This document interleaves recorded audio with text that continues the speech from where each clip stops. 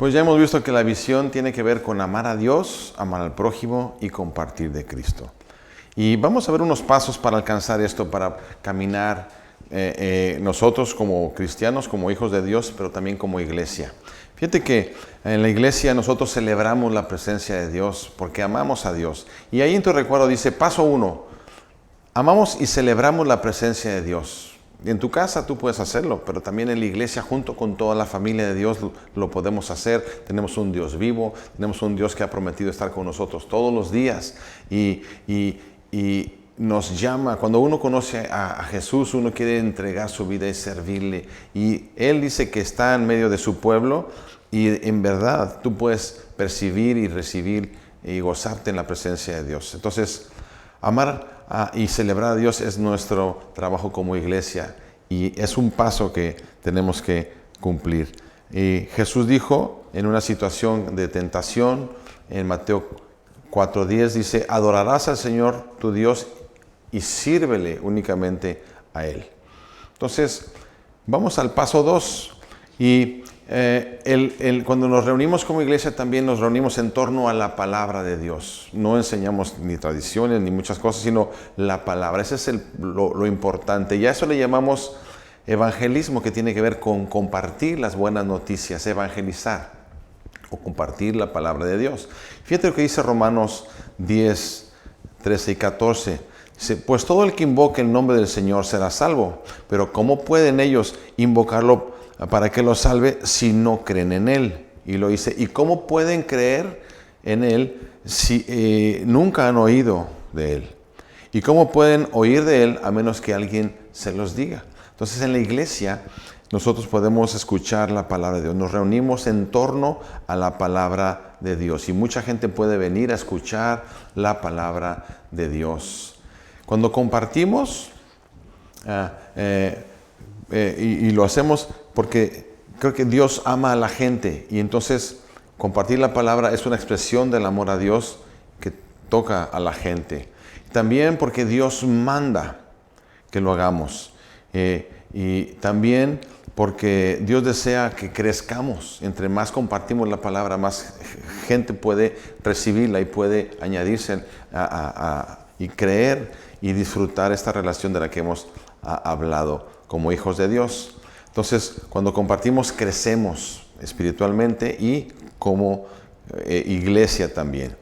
Y el paso 3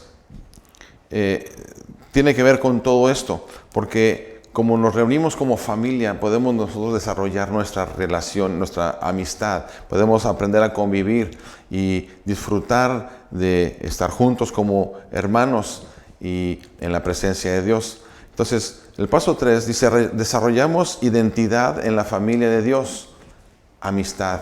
Nos relacionamos con nuestros hermanos. En la iglesia hay muchas personas que no conocemos, a veces no podemos alcanzar a todos, pero sí podemos intentar relacionarnos y convivir en la iglesia. Y fuera de la iglesia también podemos seguir desarrollando nuestra amistad con la familia de Dios. Dice la Escritura que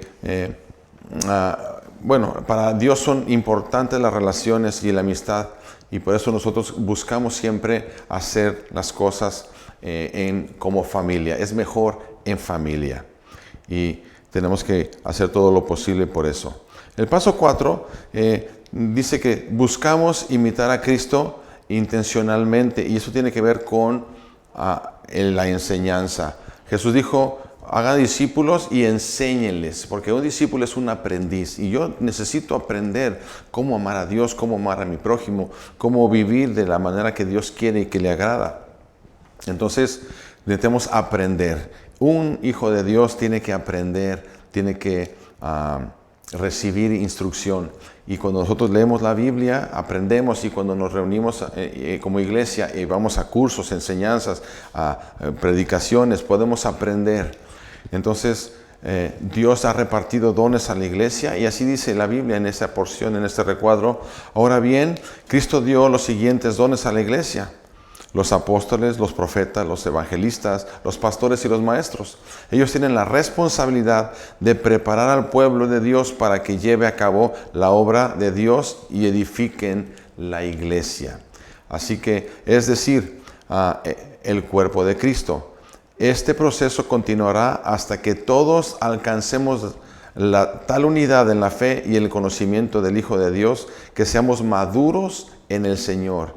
Es decir, hasta que crezcamos a la plenitud de Cristo. Entonces es importante que nosotros podamos aprender, y no dejaremos de aprender. El que deja de aprender, deja de crecer. Entonces necesitamos seguir adelante, y siempre hay. La palabra de Dios es tan grande, tan profunda, que nunca podemos aprenderla totalmente, ni hasta tendremos toda la eternidad, no nos va a alcanzar para ello. Así que vamos al siguiente paso, el paso 5. Es donde, al reunirnos como familia, como iglesia, y tenemos que servirnos, no podemos hacer otra cosa. Entonces, dice el paso 5, servimos a los demás intencionalmente. Eso se llama ministerio. Servicio tiene que ver con ministerio. El ministro no es aquel que se le rinde pleitesía y que es alguien muy importante. El ministro viene de servicio, viene de alguien que se dedica a servir a los demás. Ese es un ministerio, y es como un esclavo. Entonces necesitamos aprender a servir a los demás, y eso lo hacemos, si no en nuestra casa, en la iglesia. Tenemos que aprenderlo, ¿no? Lo bueno sería que en la casa aprendiéramos eso y lo pusiéramos en práctica en la iglesia, pero en la iglesia aprendemos a servirnos unos a otros, en la familia de Dios. Entonces hay un valor en las personas, y tenemos que, aunque no reconozcamos mucho valor en las personas, Dios ha dado valor a las personas, y son nuestros hermanos y son nuestros prójimos, y tenemos que aprender a servirles en amor. Y dice la Biblia en 1 Corintios 12, 4 y 5, hay distintas clases de dones espirituales, pero el mismo Espíritu es la fuente de todos ellos. Por eso es que servimos a los demás, porque tenemos algo en nuestro interior que nos ayuda y nos inspira, nos capacita para ello. Hay distintas formas de servir, pero todos servimos al mismo Señor. Sirviendo a tu prójimo, tú sirves a Dios. Tú sirves a Dios sirviendo a tu prójimo. No se puede amar sin servir a los demás. Entonces, creemos en la unidad y también en la diversidad. O sea, dentro del cuerpo de Cristo somos muy diversos, somos un cuerpo con muchos miembros muy distintos. Entonces, también hay muchas enseñanzas, hay muchas cosas que debemos aprender. Y cuando aprendemos de la palabra de Dios, tenemos que tomar en cuenta algunas cosas. Y si tú puedes, aquí en tu D4 dice, creemos en la unidad para libertad, pero la unidad también en la enseñanza. Y dice, en nuestras creencias esenciales tenemos unidad. Hay cosas que no podemos nosotros pasar por alto, hay verdades que no se pueden negociar, y ahí hay unidad. Hay cosas que nos hacen ser cristianos, porque acuérdate que soy hijo de Dios por la fe, es por la obra de Cristo. Hay muchas verdades esenciales que no puedo negociar ni puedo quitar, que tiene que ser parte de la fe que yo tengo como hijo de Dios. Y dice Efesios 4:4, ahí lo tienen ustedes, dice, pues hay un solo cuerpo y un solo espíritu, tal como ustedes fueron llamados a una misma esperanza gloriosa para el futuro. Hay un solo Señor, una sola fe, un solo bautismo, un solo Dios y Padre de todos, quien está sobre todos, en todos y vive por medio de todos. Pero hay enseñanzas que nos traen unidad y en las que son fundamentales y son básicas. En nuestras creencias no esenciales, pues ahí tenemos libertad. Porque hay cosas que en una familia son muy importantes, pero que en otra familia no son tan importantes o no se practican. Entonces, como hay diferentes iglesias y diferentes familias cristianas, entonces hay diferentes formas también de hacer las cosas. Y en eso tenemos libertad. Pero y somos hermanos, podemos ser cristianos, tenemos la misma fe, el mismo espíritu, pero podemos hacer las cosas de manera diferente, y ahí hay un poco de libertad en la forma de alabar, en la forma de vestirse, en la forma de hacer algunas cosas, pero somos la misma iglesia. Entonces, dice aquí en Romanos nos habla de cómo debemos conducirnos al respecto. Dice, acepten a los creyentes que son débiles en la fe y no discutan acerca de lo que ellos consideran bueno o malo. Por ejemplo, un creyente piensa que está bien comer de todo, pero otro creyente con una conciencia sensible come solo verduras. Los que se sienten libres para comer de todo no deben menospreciar a los que no sienten la misma libertad. Entonces, tenemos que tener consideración a los demás, pero hay cosas en las que yo tengo libertad. Así que eso es bien importante, no para discutir, no para pelear, no para decir que ellos están bien y ellos están mal y nosotros bien, etc. Entonces, es muy importante que aprendamos que somos una gran familia y tenemos que reconocer y estimarnos mayores los unos a los otros. Hemos visto que Dios nos ha hecho sus hijos, somos familia, que tenemos un propósito, que tenemos una visión, que podemos ir caminando y avanzando para alcanzarla a través de algunos pasos que hemos ya definido. Y como en todas las familias, debe haber una estructura y un orden, y no es la excepción en la iglesia. Entonces, vamos a ver estructura y legado, porque la iglesia tiene una estructura, es un diseño de parte de Dios para mantener orden y para poder hacer que tú y yo crezcamos y avancemos el reino de Dios aquí en la tierra. Entonces, dice, como ustedes lo pueden ver ahí, 1 Corintios 14, 40, pero asegúrense de que todo se haga de forma apropiada y con orden. Hay un modelo, hay un orden que vamos a ver. Pero quiero decir que la iglesia es guiada por los directores generales que le llaman pastores principales, pero hay más pastores en la iglesia que ayudar a la tarea, también que son como responsables de un ministerio, y también hay gente que participa y que sirve y que ayuda, que son los servidores, y también hay el resto de la congregación que asiste, que es fiel en muchas cosas, y que somos parte así de la familia de Dios. Entonces, vamos a ver un poquito con más detenimiento todo esto, pero la estructura de nuestra congregación o de la iglesia está determinada no por nombramiento, sino por funciones. Eso es muy importante, porque no se trata de tú vas a hacer esto y tú vas a ser fulano de tal posición, sino es la función. Y normalmente esto tiene que ver con un desarrollo y una madurez de cada persona. Y entonces hay un cuadrito ahí que ustedes pueden ver. La iglesia es una familia, pero también es una comunidad y también es un cuerpo y también se puede ver como un equipo para trabajar y para llevar adelante la obra de Dios. Entonces, la iglesia es familia, así lo dice Efesios 1:5. Entonces, debe haber relación.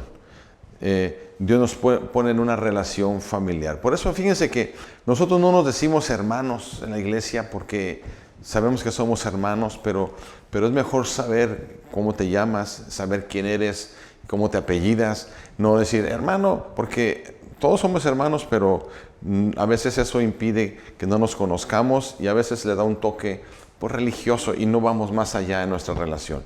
Somos comunidad, necesitamos conocer nuestros nombres y conocernos más. Así que también como comunidad la iglesia dice aquí que todos los creyentes se dedicaban a la enseñanza de los apóstoles, a la comunión fraternal, a participar juntos en las comidas, entre ellas la Santa Cena de la que ya hablamos. Y eso es importante porque como iglesia, pues ahora hay mucha iglesia virtual, pero esa es una ayuda, pero no debe ser la tónica. Debemos buscar realmente esa convivencia y esa comunión personal. Entonces dice aquí en el recuadro que ustedes tienen, en el compañerismo es evitar la amistad, pero permanente, la convivencia, pero la permanencia.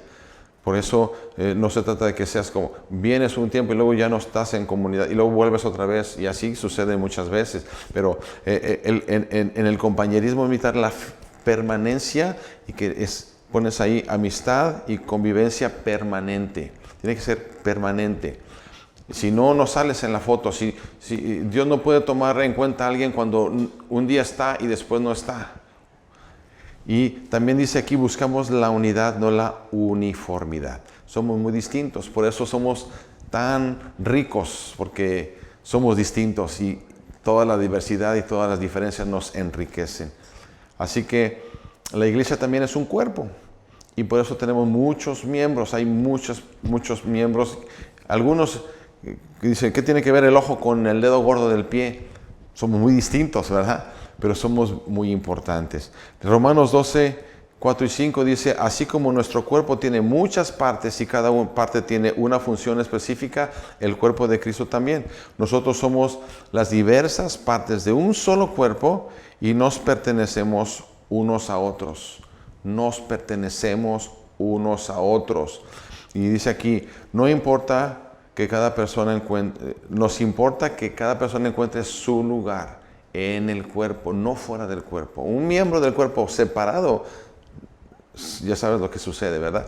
Y también a lo mejor metido, pero sin que participes, que sería como un brazo que no funciona o un miembro que no se mueve. Entonces necesitamos encontrar nuestro lugar y caminar en armonía con todo el cuerpo. Eso es vital y eso enriquece y fortalece, dinamiza la iglesia, y tú eres y yo somos partes de la iglesia. Así que también la iglesia, vimos que la iglesia es como un equipo, y dice 1 Corintios 3:6 dice, está muy padre, dice, yo planté la semilla en sus corazones, Apolos la regó, dice, pero fue Dios quien la hizo crecer. Así que somos un equipo, unos hacen una cosa, otros hacen otra, y vamos entonces uniendo nuestra fuerza, organizándonos y vamos haciendo, cumpliendo la tarea. Entonces por eso dice, nos importa que cada persona encuentre su tarea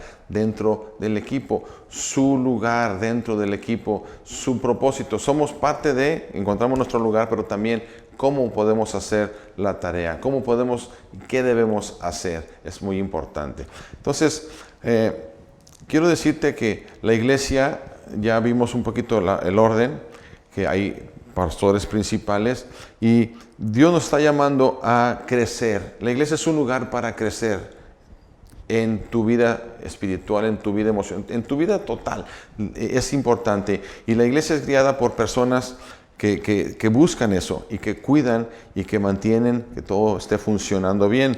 Entonces, quiero leerte una porción de la Escritura donde el apóstol Pedro habla de algunos detalles que tenemos que considerar. Dice, también soy anciano y testigo de los sufrimientos de Cristo. Eso es anciano, es muy importante. Testigo también porque él ha sido parte de todo ello. Y yo también voy a participar de su gloria cuando Él se ha revelado en todo el mundo. Dice, como anciano igual que ustedes, y esta es una palabra que vamos a ver, ahí está en el recuadro en medio, al principio, como anciano presbítero. Dice, como anciano, igual que ustedes, les ruego, cuiden el rebaño que Dios les ha encomendado y háganlo con gusto, no de mala gana ni por beneficio personal que puedan obtener de ello, sino porque están deseosos de servir a Dios. Esto habla, aquí hay tres palabras que están un poquito escondidas tal vez, pero las sacamos y ahí están en la luz. Mira, están tres palabras. La primera es anciano, que es una persona madura en la fe. No necesariamente es una persona vieja de edad o anciano de días de edad, con canas, sino que es una persona madura. Puede ser un joven anciano porque es un joven que a su edad ya conoce y ya ha madurado en la fe. Porque pueden ser hombres ancianos que todavía no maduran en su fe. Pero entonces es alguien maduro espiritualmente. También dice cuiden, alimentando es pastoreando. Dice pastoreen, cuiden el rebaño, tiene que ver con alimentarlo y cuidarlo. Y la palabra episcopos tiene que ver también con, no puedes cuidar a alguien si no tienes un discernimiento, si no puedes discernir o ver cómo están caminando. Y por eso se le llama supervisor. Episcopos tiene que ver con supervisar, con tener la suficiente madurez y capacidad de observar cómo están las cosas. Un episcopo, si quiere cuidar al rebaño, tiene que discernir si hay un lobo vestido de oveja, ¿verdad? Y no puedes tú supervisar si no has madurado. Por eso, estas tres palabras, lo que quiero decir con esto o apuntar es que en la iglesia hay tres tipos de personas. No necesariamente tienen que ser los pastores principales, pero tú y yo estamos llamados a madurar. Tú y yo estamos llamados a cuidar a los demás, como un padre cuida a su familia, su esposa, a sus hijos. Por eso es un pastor de su casa, de su familia. Y tiene que ser maduro también para ser un pastor, para cuidar y alimentar. Y tiene que darse cuenta de cómo está su casa, su familia, cómo está su esposa, cómo están sus hijos, si ves signos de algún problema, alguna situación. Por eso son funciones, no son designaciones o puestos que se nombren, no son nombramientos, son funciones. Y en la iglesia, a personas que van madurando y que van aprendiendo a cuidar y a alimentarse, que se saben alimentar y que pueden alimentar a otros, y gente que va creciendo y va madurando, Dios le puede llamar a ver sobre todo el rebaño que Dios le ha dado. Por eso en la iglesia Dios nos llama a madurar. Dice aquí, y ustedes lo tienen escrito ahí, todos somos llamados a la madurez espiritual, presbíteros. Dentro de los que son maduros, alguien está dedicado a cuidar y alimentar a otros y podrían supervisar, o es necesario que supervisen cómo está. Si su hermanito no quiere comer, un niño le puede decir, mamá, mi hermano no quiere comer. Entonces ya está supervisando. La mamá no lo puede ver, pero el hermanito no es que vaya de chismoso, sino que simplemente da parte a la mamá para que la mamá o el papá puedan tomar las decisiones pertinentes. Y entonces, por eso es importante la iglesia. No podemos vivir fuera de la iglesia. También la iglesia es como un rebaño. Acuérdate, y el rebaño, el pastor tiene que supervisar, el pastor tiene que cuidar y alimentar las ovejas y tiene que ser alguien capacitado, maduro en la fe. Entonces, por eso es importante que tú y yo entendamos que la iglesia es el diseño de Dios, que Dios nos ha llamado a la iglesia y que somos como una familia, que somos cuidados por personas que Dios ha llamado, pero que han demostrado sus habilidades en su casa, a través de su vida, y que no son nombramientos, sino que es el desarrollo de tu propia vida. Acuérdate que Dios tiene un propósito y tal vez Dios te está llamando a que tú seas maduro en tu fe, que puedas ser pastor en tu vida, en tu casa, con tus hijos, tu familia, y que finalmente a lo mejor Dios te puede llamar a mayores responsabilidades. Entonces, tenemos que crecer y madurar. Y de eso se trata. Y yo te quiero, por último, mostrar que al final de este cuadernillo que tú tienes, hay dice, pertenece, permanece y crece. Qué palabras tan importantes, ¿verdad? Pertenece. Luego dice, permanece. Y luego crece. Y para no olvidar, hay algunas cosas que tú puedes contestar. Vamos a ver, es como una autoevaluación. Hazlo tú en tu casa y recuerda que vamos a tener la oportunidad de estar juntos y poder platicar y poder comentar y sacar algunas dudas al respecto de este básico, de estos básicos, estas enseñanzas tan importantes. Y te esperamos en el siguiente básico. Así que Dios te bendiga y esfuérzate y sé valiente para seguir caminando con el Señor. Hasta la vista.